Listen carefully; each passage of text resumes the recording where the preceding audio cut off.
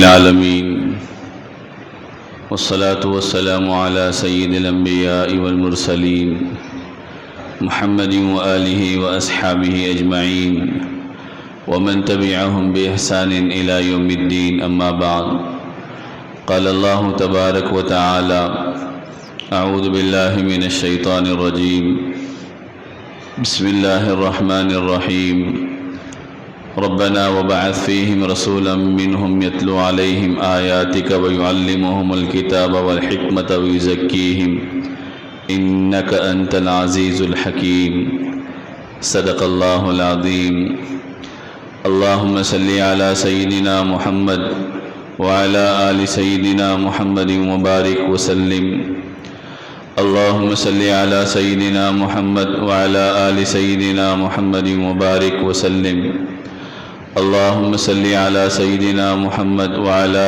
آل سيدنا محمد وبارك وسلم عزیزان محترم، معزز بزرگوں، قابل احترام بھائیوں، آج ربیع الاول کی 12 تاریخ ہے جو ہم مسلمانوں کے لیے بڑی اہمیت رکھنے والی تاریخ ہے۔ گزشتہ جمعہ آپ حضرات کے سامنے ذکر کیا گیا تھا کہ امت پر نبی کے کیا حقوق ہے وہ آپ کے سامنے بیان کیے جائیں گے، لیکن اس جمعہ کے بجائے انشاءاللہ آئندہ جمعہ ان حقوق کا تذکرہ ہوگا، چونکہ آج 12 تاریخ اور جمعہ کا دن ہمیں ملا ہے، تو اس کی مناسبت سے اس تاریخ کی اہمیت کیا ہے، خصوصیت کیا ہے، اور نبی صلی اللہ علیہ وسلم کی مبارک زندگی کی کچھ مختصر سی تاریخ آپ کے سامنے پیش کی جائے گی۔ چونکہ ربیع الاول کا مہینہ یہ طے ہے کہ اسی مہینے میں نبی صلی اللہ علیہ وسلم کی پیدائش ہوئی اور اسی مہینے میں نبی صلی اللہ علیہ وسلم کی وفات کا بھی واقعہ پیش آیا۔ تاریخوں میں دونوں کے اندر بھی اختلاف ہے، پیدائش کے اندر بعض نے 9 کہا، مشہور 12 تاریخ ہے، اور وفات کے اندر بھی 12 تاریخ ہے، بعض نے کچھ اور تاریخیں ذکر کی ہے۔ تو اس مناسبت سے یہ تاریخ بڑی اہمیت رکھنے والی تاریخ ہے کہ اسی تاریخ کو علماء کے بیانات کے مطابق اور تاریخی کتابوں کے مطابق میرے اور آپ کے آقا سیدنا محمد رسول اللہ صلی اللہ علیہ وسلم کی پیدائش کا واقعہ بھی پیش آیا، اور اسی تاریخ کو ہمارے آقا کائنات کے سردار محمد رسول اللہ صلی اللہ علیہ وسلم کی وفات کا واقعہ بھی پیش آیا۔ تو ربیع الاول کا مہینہ اور 12 تاریخ جہاں ہمارے لیے خوشی کی تاریخ ہے کہ اس تاریخ میں ہمارے نبی محمد رسول اللہ صلی اللہ علیہ وسلم پیدا ہوئے، تو وہیں ہمارے لیے یہ غم کی تاریخ بھی ہے کہ اسی تاریخ کو ہمارے نبی صلی اللہ علیہ وسلم دنیا سے پردہ فرما گئے۔ تو دونوں کو سامنے رکھتے ہوئے ایک مومن کو کیسے جینا چاہیے اور کیسے زندگی گزارنا چاہیے وہ ہمیں سمجھنا چاہیے، ورنہ یہ تاریخیں انتہائی بابرکت آتے رہتی ہے اور جاتے رہتی ہے، ہماری زندگی میں تبدیلی نہ آئے اور ہمارے اندر انقلاب پیدا نہ ہو تو ہم محروم رہنے والوں میں شمار ہوں گے۔ یہ چونکہ 12 تاریخ ہے، اس مناسبت سے آپ کے سامنے نبی صلی اللہ علیہ وسلم کی مبارک زندگی کے کچھ تاریخی واقعات میں آپ کے سامنے ذکر کروں گا، ورنہ موضوع تو بہت سارا لمبا ہے اور ہر موضوع اتنا اہم ترین ہوتا ہے کہ اس موضوع پہ ہم سنیں اور سنتے رہتے ہیں، لیکن 12 تاریخ کی مناسبت سے اور اس کی وجہ سے نبی کی پیدائش اور نبی کے زندگی کے مکی زندگی کے کچھ حالات اور مدنی زندگی کے کچھ حالات اور پھر نبی صلی اللہ علیہ وسلم کی وفات کا ذکر۔ اللہ کے نبی صلی اللہ علیہ وسلم کو حضرت ابراہیم علیہ السلام نے اپنی نسل اور اپنے خاندان میں اللہ سے مانگا تھا۔ جس وقت خانہ کعبہ کی تعمیر سے آپ فارغ ہوئے تو حضرت ابراہیم نے دعا مانگی تھی، ربنا وبعث فیہم رسولا منہم یتلو علیہم آیاتک وَيُعَلِّمُهُمُ الْكِتَابَ وَالْحِكْمَةَ وَيُزَكِّيهِمْ۔ اے اللہ میری نسل اور میرے خاندان میں ایک ایسے نبی کو بھیجیے جو ان کے سامنے قرآن پڑھ کر سنائے گا، ان کے دلوں کو پاک و صاف کرے گا اور ان کو علم و حکمت کی باتوں سے آراستہ کرے گا۔ تو اسی دعا کا نتیجہ ہے کہ رحمت دو عالم صلی اللہ علیہ وسلم حضرت ابراہیم علیہ السلام کے خاندان میں حضرت اسماعیل علیہ السلام کے نسل میں پیدا ہوئے۔ حضرت عیسیٰ علیہ السلام نے جن کے بارے میں بشارت دی، اور قرآن کریم کی سورہ صف میں 28ویں پارے میں اللہ نے فرمایا کہ حضرت عیسیٰ نے کہا تھا کہ میرے بعد ایک پیغمبر آنے والے ہیں کہ جن کا نام احمد ہوگا۔ اللہ نے اپنی نبی کے آنے سے پہلے نبی کے تذکرے کروائے، پیغمبروں کی زبان سے نبی کے آنے کی بشارتیں سنوائی، اور نبی صلی اللہ علیہ وسلم کا ذکر خیر اللہ تبارک و تعالی نے جاری فرمایا۔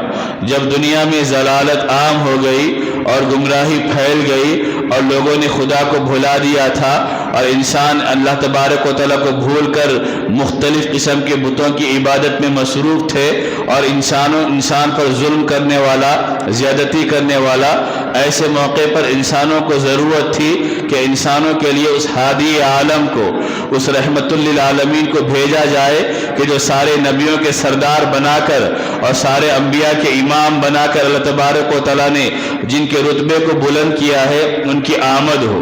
تو جس زمانے میں دنیا اپنی تباہی اور اپنی بے دینی اور خدا فراموشی کی انتہا کو پہنچ چکی تھی، اس عالم میں اللہ تبارک و تعالیٰ نے نبی پاک صلی اللہ علیہ وسلم کو بھیجنے کا فیصلہ فرمایا۔ اور آپ نے اس سے پہلے سنا کہ نبی کے کتنے احسانات اس امت پر ہے، وہ احسانات کو بھی آپ ذہن میں رکھے کہ کن حالات میں اللہ نے ہمارے نبی صلی اللہ علیہ وسلم کو دنیا میں بھیجا۔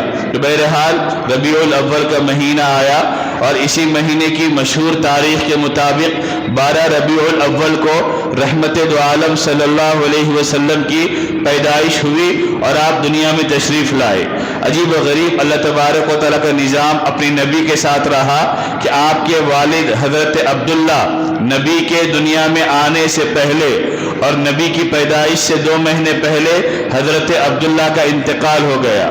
نبی صلی اللہ علیہ وسلم دنیا میں آئے تو یتیم ہونے کی حالت میں آئے کہ جن کے باپ کو پہلے سے انتقال ہو چکا تھا، اور حضرت آمنہ اس زمانے کی انتہائی پاک ترین اور انتہائی معزز ترین خاتون تھی جو فخر دو عالم صلی اللہ علیہ وسلم کی والدہ تھی۔ اس زمانے کے مطابق نبی صلی اللہ علیہ وسلم کی پیدائش ہوئی۔ عبد المطلب جو آپ کے دادا تھے وہ سب سے زیادہ اپنے اس پوترے کو چاہتے تھے، محبت کرتے تھے۔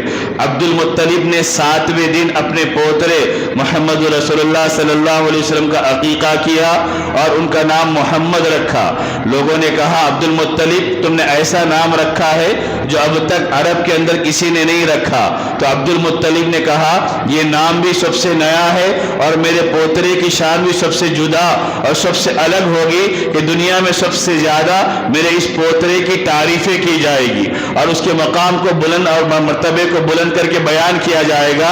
چنانچہ اس زمانے سے لے کر جب سے دنیا بنی ہے، اس زمانے سے لے کر جب تک دنیا باقی رہے گی، اس زمانے تک اللہ نے اپنے نبی کے تذکرے کروائے، ان کی شان کو بیان کیا، ان کی عظمت کو بیان کیا، اور دنیا میں نبی کا تذکرہ ہوتے رہے گا۔ جہاں خدا کو یاد کیا جائے گا وہی نبی کو یاد کیا جائے گا، جہاں اللہ کی تعریف کی جائے گی وہی نبی کی تعریف کی جائے گی، جہاں اللہ کے مقام کو بتایا جائے گا وہی نبی کے مقام کو بھی بتایا جائے گا۔ ہماری اذان نبی کے نام کے بغیر ادھوری ہے، ہماری نماز نبی پہ درود بھیجے بغیر ادھوری ہے۔ یہ ساری چیزیں اللہ نے اپنے نبی کی عظمت کے طور پر بتایا کہ جن کے شان کو اللہ نے اتنا زیادہ بلند کیا۔ عبد المطلب نے آپ کا نام محمد رکھا کہ جس کے معنی ہے سب سے زیادہ لوگ جس کی تعریف کریں گے، اور آپ کی ماں حضرت آمنہ نے آپ کا نام احمد رکھا جس کے معنی ہے جو سب سے زیادہ اللہ کی تعریف کرنے والا۔ جب نبی دنیا میں آنے لگے تو اللہ تبارک و تعالیٰ نے ایسے واقعات کو بھی ظاہر کیا کہ جو اس بات کی علامت تھے کہ جو اب دنیا میں انقلاب آنے والا ہے، اب کفر کا خاتمہ ہوگا، شرک کا خاتمہ ہوگا، ظلم کا خاتمہ ہوگا، ناانصافی کا دور ختم ہوگا، حقوق جو ضائع کیے جا رہے تھے ان حقوق کے ضائع کیے جانے کا دور ختم ہوگا، इंसाफ आम होगा और कमज़ोरों को जीने का मौका मिलेगा, मजलूमों को ज़िंदगी का सहारा मिलेगा। अल्लाह ने अपने नबी के आने से पहले ऐसे वाक़ियात को ज़ाहिर फरमाया। और जब नबी आए दुनिया में, अल्लाह तबारक व तआला ने उस ज़माने में जो ईरान के अंदर आग की पूजा की जाती थी और 1000 साल से जो आग जल रही थी, नबी जिस रात में पैदा हुए और जिस सुबह में नबी दुनिया में तशरीफ लाए, उस रात में वो आग बुझ गई। ईरान के बादशाह परेशान हो गए, ये क्या माजरा है। जब उनको हैरत हुई कि चूंकि वाक़या इतना भयानक है और इतना हैरतनाक है कि 1000 साल से जो आग जल रही थी वो नहीं बुझी, और अगर आग बुझी है तो इसका मतलब ये है कि दुनिया के अंदर कोई इनकलाब आया है। मालूम किया गया कि जिस नबी के आने की बशारतें दी गई थी वो नबी आज की तारीख में पैदा हो गया। वो नबी आज की तारीख में दुनिया में तशरीफ ला चुका है कि जिसके जरिए अल्लाह दुनिया में कुफ्र का खातिमा करेंगे और दुनिया में अल्लाह की अजमतों का बोलबाला होगा और इंसान अल्लाह को मानने वाले, अल्लाह की इबादत और बंदगी करने वाले बनेंगे। नबी के आने के वक़्त अल्लाह ने इन वाक़ियात को ज़ाहिर फरमाया। नबी की माँ हज़रत आमिना रज़ी अल्लाह अन्हा ने नबी की पैदाइश के मौके पर आसमान से रोशनियों को उतरते हुए देखा। पैगंबर ख्वाबों में आके नबी की बशारतें सुनाते, हज़रत इब्राहीम और दीगर पैगंबर आकर उनको सलाम करते और बशारतें देते कि तुम्हारे पास आने वाला बच्चा ये कोई मामूली बच्चा नहीं है, ये नबियों का सरदार फख्र दो आलम बनकर दुनिया में आएगा। अल्लाह के नबी सल्लल्लाहु अलैहि वसल्लम इस शान के साथ दुनिया में आए और उसके बाद अल्लाह के नबी सल्लल्लाहु अलैहि वसल्लम ने इंतहाई पाकीज़ा और खूबसूरत बचपन मक्के के उस इलाके में गुजारा और हजरत हलीमा के पास नबी सल्लल्लाहु अलैहि वसल्लम एक मुद्दत तक रहे और उनके पास उन्होंने जिंदगी का आगाज किया। नबी के आने से पहले आपके वालिद हजरत अब्दुल्ला का इंतकाल हो गया। उसके बाद हजरत हलीमा सादिया के पास नबी ने उनके गांव के अंदर जिंदगी गुजारी। जब 6 साल के हो गए तो उनके माँ के हवाले कर दिया 4 साल की उम्र में। माँ के पास 2 साल रहे अल्लाह के नबी सल्लल्लाहु अलैहि वसल्लम। हजरत आमिना रज़ी अल्लाह अन्हा ने अपने इस होनहार खूबसूरत बेटे को लेकर अपने ननिहाल मदीने मुनव्वरा तशरीफ ले गए, जिस जमाने में मदीने का नाम यसरिब था। वापस जब आने लगे मक्का और मदीने के दरमियान अबवा के मकाम पर हजरत आमिना का इंतकाल हो गया। नबी से छोटी 6 साल की उम्र के है, आने से पहले बाप दुनिया से पर्दा फरमा गए। 6 साल की उम्र है, माँ की पूरी मोहब्बतों से अभी फायदा भी नहीं उठाया, बिल्कुल जंगल में, बियाबान में, सहरा में हजरत आमिना का इंतकाल हो गया। हजरत उम्मे ऐमन जो आपकी वालिदा हजरत आमिना की बांदी थी, उन्होंने इस लख्ते जिगर को, इंसानियत की इस अमानत को, अल्लाह के इस नबी और महबूब को छुपाया और लेकर आकर हजरत अब्दुल मुत्तलिब के हवाले कर दिया जो नबी सल्लल्लाहु अलैहि वसल्लम के दादा थे। और उस जंगल और बियाबान में अपनी माँ को छोड़कर नबी सल्लल्लाहु अलैहि वसल्लम रोते हुए और आंखों से आंसू बहाते हुए अपने दादा के पास तशरीफ लाए। आपके दादा अब्दुल मुत्तलिब कि जिनका शान थी, जिनका रुतबा था और मक्का के जो सरदार थे और मक्का के बड़े बड़े लोग जिनके एहतराम में खामोश रहा करते थे, अब्दुल मुत्तलिब ने अपने यतीम पोतरे को अपने सीने से लगाया और अपनी मोहब्बतें उनके ऊपर निछावर कर दी। अल्लाह का निज़ाम 8 साल के हुए तो आपके दादा अब्दुल मुत्तलिब का भी इंतकाल हो गया।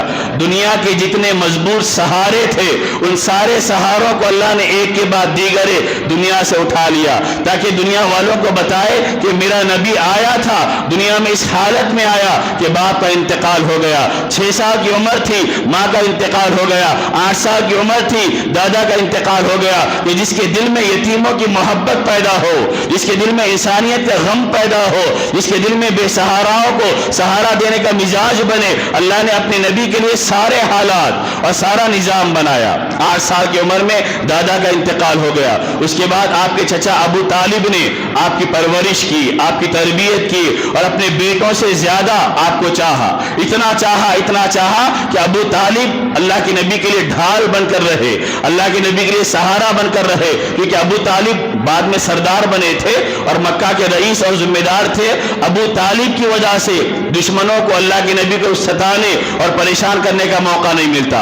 ایک موقع پہ مکہ کے سارے لوگ ابو طالب کے پاس آئے اور آ کر یہ کہنے لگے ابو طالب اپنے بھتیجے کو سمجھا دو، اگر تم سمجھا سکتے ہو تو سمجھاؤ، اگر تم نہیں سمجھا سکتے تو راستے سے ہٹ جاؤ، ہم اور تمہارا بھتیجا دونوں اپنا معاملہ دیکھ لیں گے۔ رات کو اللہ کے نبی دعوت کا کام کر کے دین کا پیغام انسانوں تک پہنچا کے تھکے ہارے جب اپنے گھر آئے تو چچا نے اپنے بھتیجے کو بلایا اور بلا کر کہا کہ بیٹا بوڑھے چچا پر رحم کھاؤ۔ اب اس کے اندر اتنی ہمت نہیں رہی، مکہ کے لوگ آ کر یہ چیلنج کر کے گئے ہیں اگر تم اس کام کو نہیں روکو گے وہ تم سے لڑنے کے لیے تیار ہے۔ جب اپنے چچا کی یہ باتیں نبی نے سنی تو نبی کو تھوڑی سی نبی کے دل میں احساس پیدا ہوا کہ شاید چچا بھی اب میرا ساتھ دینا چھوڑنا چاہتے ہیں۔ اس موقع پہ نبی نے کہا چچا جان اگر یہ لوگ میرے ایک ہاتھ میں سیدھے ہاتھ میں سورج رکھ دے اور ایک ہاتھ میں چاند رکھ دے اور اس بات کا تقاضا کرے میں خدا کے پیغام کو پہچانا چھوڑ دوں اور خدا کی دعوت دینا چھوڑ دوں تب بھی میں چھوڑنے کے لیے تیار نہیں ہوں۔ اپنے بھتیجے کا یہ عزم، اپنے بھتیجے کا یہ حوصلہ دیکھ کر بوڑھے چچا نے کہا کہ بیٹا تم جاؤ، میرے ہوتے ہوئے کوئی تمہیں نقصان نہیں پہنچا سکتا۔ یہ ابو طالب نے اتنا چاہ کر اور محبت کر کے اپنے بھتیجے کو پروان چڑھایا اور ان کا سہارا۔ اسی وجہ سے جس سال ابو طالب کا انتقال ہوا اور حضرت خدیجہ کا انتقال ہوا اللہ کے نبی نے اس سال کو عام الحزن قرار دیا، غم کا سال قرار دیا کہ جو چچا باہر کی دنیا میں نبی کے لیے سہارا اور ڈھال بن کر تھے اور نبی کے لیے ہمت اور آسرا بن کر تھے وہ دنیا سے چلے گئے۔ تو نبی صلی اللہ علیہ وسلم نے چچا کا انتقال کے بعد پھر نبی صلی اللہ علیہ وسلم پر لوگوں نے ستانا شروع کیا، پریشان کرنا شروع کیا۔ یہ ابتدائی زندگی کے حالات ہے۔ 40 سال کی عمر نبی کی ہو گئی، 40 سال کا پورا دور مکے کا دور جو نبی کا ہے وہ انتہائی اخلاق والا دور، بہترین کردار والا دور، پاکیزہ نوجوانی گزارنے والا دور، انسانوں کے کام آنے والا زمانہ۔ نبی نے اپنی جوانی کے عین دنوں کو اللہ کی یاد میں گزارا، اللہ کے بندوں کی خدمت میں گزارا۔ وہ بے سہاراؤں کے لیے سہارا بن کر جیتے تھے، وہ آنے والے لوگوں کی مہمان نوازی کرتے تھے، وہ بھٹکے ہوئے لوگوں کو راستہ بتاتے تھے، وہ کمزوروں کا ساتھ دینے والے۔ لڑائی کے موقع آتے نبی ثالثی بن جاتے اور لوگوں کی لڑائیوں کو ٹال دیا کرتے۔ حجر اسود کے رکھنے کا موقع آیا، نبی کی 25 سال کی عمر ہے اور قبیلوں کے اندر لڑائی ہونے کی نوبت آ گئی۔ ہر قبیلہ یہ چاہتا تھا کہ یہ سعادت ہم کو ملے۔ نبی صلی اللہ علیہ وسلم نے پوری حکمت کے ساتھ ایک چادر منگا کر حجر اسود کو اس میں رکھا اور سارے قبیلوں کے ذمہ داروں کو بلا کر کہا کہ ہر قبیلے کا سردار ذمہ دار چادر کے کونے کو پکڑ لے تاکہ سب کو سعادت مل جائے کہ حجر اسود کو انہوں نے اس کی جگہ پر رکھا ہے۔ نبی دشمنیوں کو ختم کرنے کے لیے، عداوتوں کو ختم کرنے کے لیے، انسانوں کو ملانے کے لیے، انسانوں کے دلوں میں محبتوں کو پیدا کرنے کے لیے اور ایک اللہ کا تعارف کروانے کے لیے اور بندوں کا رشتہ اللہ سے جوڑنے کے لیے دنیا میں آئے تھے۔ اور نبی نے اپنے اخلاق کے ذریعے بتایا اور نبی بنائے جانے سے پہلے، وحی کا آغاز ہونے سے پہلے 40 سال جو مکے میں گزارے تھے لوگوں کو آپ کے اخلاق پر اتنا بھروسہ تھا کہ وہ آپ کو صادق کہتے تھے اور آپ کو امین کہتے تھے، اپنی امانتوں کو لا کر نبی کے پاس رکھوایا کرتے تھے اور ان کو یقین تھا کہ جن کی زبان مبارک سے کبھی جھوٹ کا جملہ نہیں نکلا ہے، کبھی جھوٹ کا لفظ نہیں نکلا ہے، وہ اتنا زیادہ نبی کو ماننے والے تھے۔ یہ نبی نے اپنی مکی زندگی کے پورے زندگی کو لوگوں کے سامنے رکھا۔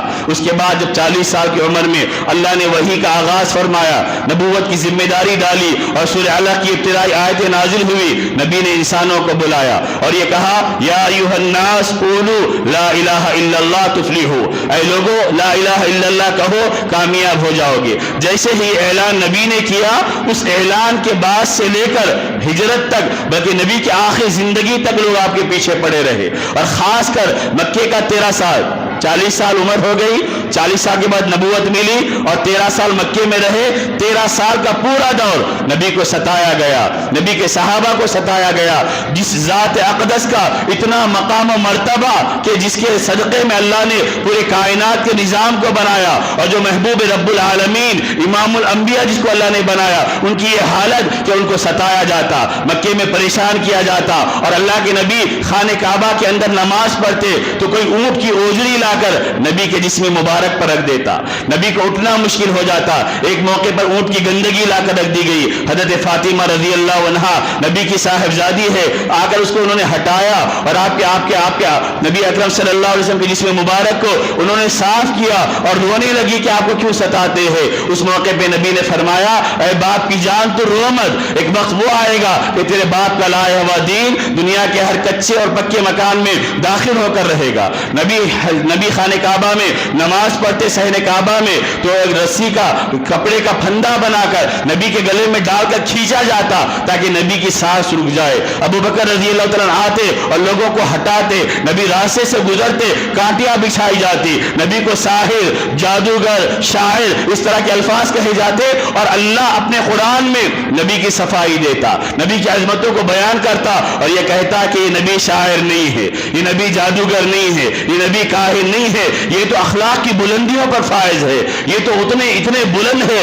کہ جن کو اللہ نے ساری انسانیت کے لیے رحمت بنا کر بھیجا ہے. اور اللہ نے فرمایا کہ آپ یہ اعلان کیجئے کہ میں کسی محدود علاقے کا نبی نہیں ہوں. یا ایھا الناس انی رسول اللہ الیکم جمیعا, میں ساری انسانیت کے لیے رسول بنا کر آیا ہوں. یہ 13 سال مکے کا اتنا زیادہ رہا ستانے کا کہ آخر میں اللہ کے نبی نے اپنے محبوب شہر مکے کو چھوڑا اور مدینہ ہجرت کر کے چلے گئے. اور مدینہ جب آئے تو 10 سال مدینے میں رہے, 40 سال میں نبوت ملی, 13 سال مکے میں رہے, 53 ہو گئے, اور 10 سال مدینے میں رہے, 63 سال ہو گئے. اس طرح نبی صلی اللہ علیہ وسلم نے زندگی گزاری. میرے بزرگوں, میرے بھائیوں, جب مدینہ آئے تو پھر کامیابی کے اللہ تبارک و تعالی راستے کھولے, اسلام کی بلندی, اسلام کی فتوحات کے اللہ تبارک و تعالی نے آغاز فرمایا. آخر میں 10 ہجری میں نبی صلی اللہ علیہ وسلم نے حجۃ الوداع کیا, یعنی آپ کی زندگی کا وہ آخری حج تھا.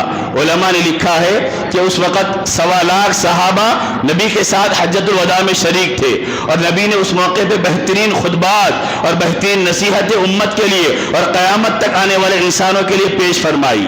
اللہ اپنے نبی کو بتانا چاہتا تھا کہ جس محنت کے ذریعے آپ نے انسانیت کے بہترین طبقے کو تیار کیا ہے وہ طبقہ آپ کی نگاہوں کے سامنے ہے. 1.25 لاکھ کا ٹھاٹے مارتا مجمع نبی کے اشاروں پر جان و دل قربان کرنے کے لیے تیار تھا. آخر میں نبی صلی اللہ علیہ وسلم نے سارے صحابہ کی اس جماعت میں فرمایا, کیا میں نے اللہ کے دین کو, اس کے پیغام تو تم تک پہنچایا یا نہیں پہنچایا؟ سارے صحابہ نے بیک زبان کہا, اے اللہ کے نبی, آپ نے جو اپنی ذمہ داری تھی اس کو ادا کر دیا اور اللہ کے پیغام کو ہم تک پہنچایا.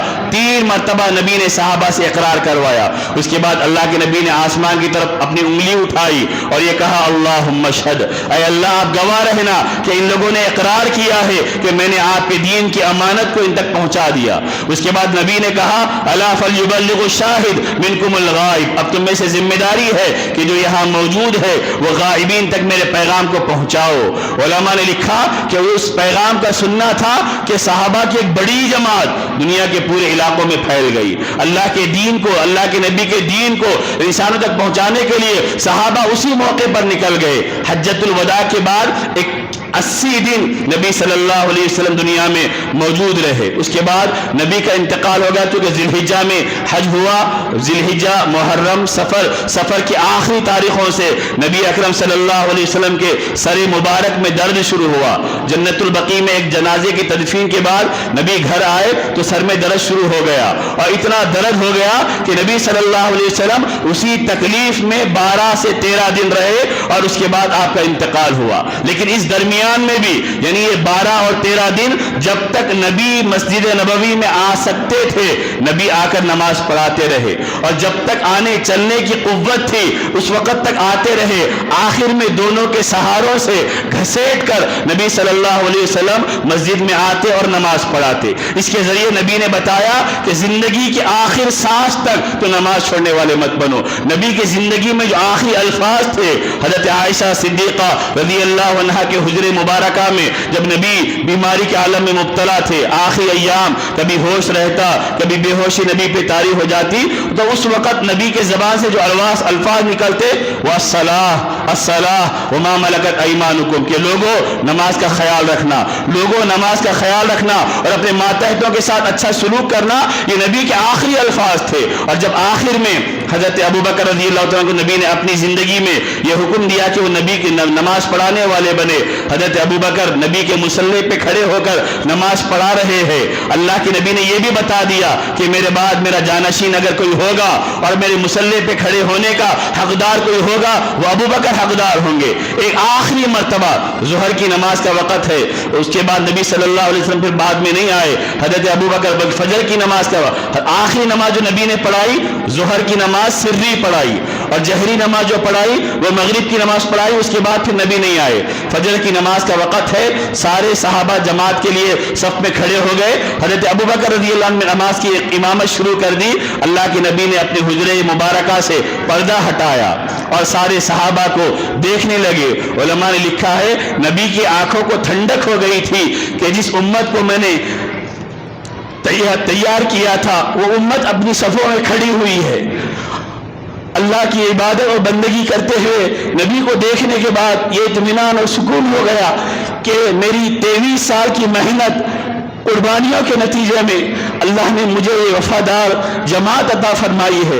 صحابہ نبی کو ٹکٹکی باندھے دیکھ رہے ہیں, اور علماء نے لکھا جیسے قرآن کا صفحہ روشن کھلا ہوا چمکتا ہوتا ہے, نبی کا چہرہ اسی طرح چمکتا ہوا نظر آ رہا. یہ زندگی میں آخری دیدار تھا نبی کی حیات میں صحابہ کا, اور صحابہ کو نبی نے آخری مرتبہ دیکھ لیا اور دل کو اطمینان اور سکون نصیب ہو گیا. پردہ پڑ گیا. حضرت ابو بکر نے نماز پڑھائی, اس کے بعد گئے نبی کو دیکھا تو نبی آرام کر رہے ہیں. اپنی بیٹی حضرت فاطمہ نبی کے زوجہ سے کہا کہ اب نبی کی طبیعت بحال نظر آ رہی ہے, پہلے جیسی تکلیف نہیں ہے اور پہلے جیسی پریشانی نہیں ہے. نبی آرام کر رہے تھے. حضرت ابو بکر کو دوسری جگہ جانا تھا اپنے گھر. حضرت نبی صلی اللہ علیہ وسلم نے اجازت لیے اور یہ کہا کہ مجھے جانا ہے, تو نبی نے اجازت دے دی. حضرت ابو بکر نکل گئے. حضرت علی اندر سے باہر آئے. صحابہ نے پوچھا بتاؤ نبی کی طبیعت کیسی ہے, تو علی نے کہا اچھی ہے. حضرت عباس نے ہاتھ پکڑ کر کہا صحیح صحیح بتاؤ, مجھے محسوس ہو رہا ہے کہ نبی انتقال کرنے والے ہیں. اس کے بعد تھوڑی دیر گزری تھی, اللہ کے نبی نے اللہم بالرفیق الاعلیٰ یہ زبان سے آخری جملے نکلے کہ میں اللہ کے پاس جانے والا ہوں. نبی صلی اللہ علیہ وسلم دنیا سے پردہ فرما گئے. حضرت انس کہتے ہیں جب نبی مدینے میں داخل ہوئے مدینے کا ہر ذرہ چمک رہا تھا. جب نبی کا انتقال ہوا گویا کہ ساری دنیا اندھیرے میں ڈوب گئی. ہمیں کچھ نظر نہیں آ رہا تھا, کچھ سمجھ میں نہیں آ رہا تھا. ایک صحابی روتے روتے ان کی آنکھوں کی بینائی چلی گئی. حضرت عثمان دیوار کو ٹیک لگا کر رو رہے ہیں. حضرت علی بے قابو ہے. حضرت عمر رضی اللہ تعالیٰ جیسے جلیل القدر صحابی اور اسلام کے بارے میں انتہائی عزم و حوصلہ رکھنے والے وہ تلوار لے کر کھڑے ہیں. اگر کوئی یہ کہے گا کہ نبی کا انتقال ہو گیا میں اس کی گردن اڑا دوں گا. صحابہ اتنا نبی کو چاہتے تھے, ان کے تصور میں نہیں تھا کہ نبی کا انتقال ہو گیا. حضرت ابو بکر گئے ہوئے تھے, ان کو جیسے ہی معلوم ہوا وہ دوڑتے ہوئے آئے, حجرے مبارکہ میں داخل ہوئے, چہرے مبارک سے چادر کو ہٹایا, پیشانی کو چوما اور یہ کہا آپ دنیا میں بھی معطر تھے, مرنے کے بعد بھی معطر ہے. اس کے بعد حضرت ابو بکر منبر پر آئے اور سارے صحابہ کو جمع کیا, اور جمع کرنے کے بعد کہا سنو, جو محمد کی عبادت کرتے تھے محمد دنیا سے چلے گئے ہیں, اور جو محمد کے رب کی عبادت کرتے تھے وہ رب ہمیشہ سے ہے اور ہمیشہ رہنے والا ہے. وما محمد الا وما محمد قد رسول. اللہ تبارک و تعالیٰ نے وہ آیتوں کو حضرت ابو بکر کی جو تھی اس کو پڑھ کر سنایا. میرے بزرگوں میرے بھائیوں, یہ 12 ربیع الاول کی تاریخ میرے اور آپ کے آقا محمد رسول اللہ صلی اللہ علیہ وسلم کی وفات کی تاریخ بھی ہے اور آپ کی پیدائش کی تاریخ بھی ہے. ہم یہ تاریخیں سنتے ہیں, نبی کا آنا بھی سن رہے, نبی کا جانا بھی سن رہے, اور نبی کے نام پر محبت کے نام پر کتنے لوگ وہ کام کر رہے کہ جس کا نبی نے حکم نہیں دیا. اب میری اور آپ کی ذمہ داری کیا ہے؟ وہ ذمہ داری یہ ہے کہ نبی کی جیسی زندگی بنانے والے بنے, اپنے اخلاق کو بنائے, اپنی عادات کو بنائے, اپنے اندر نبی والی صفات پیدا کرنے والے بنے, نمازوں کا اہتمام کرنے والے بنے. نبی زندگی کے آخر مرحلے تک نماز پڑھتے رہے, چل کر جانے کی قوت تھی, چل کر جاتے تھے, چل کر نہیں جا سک رہے, گھسیٹتے ہوئے دونوں کے سہارے سے مسجد میں پہنچ کر نماز ادا کر رہے. آج کتنے ہم نمازیں چھوڑنے والے, سنتوں کو پامال کرنے والے, نبی کے طریقوں کو چھوڑ کر زندگی گزارنے والے, نوجوان بھی ہے, مرد بھی ہے, عورتیں بھی ہے, سب نے نبی کی محبت ہم نے یہ سمجھا کہ وقتی کچھ کام کر لینے ہیں.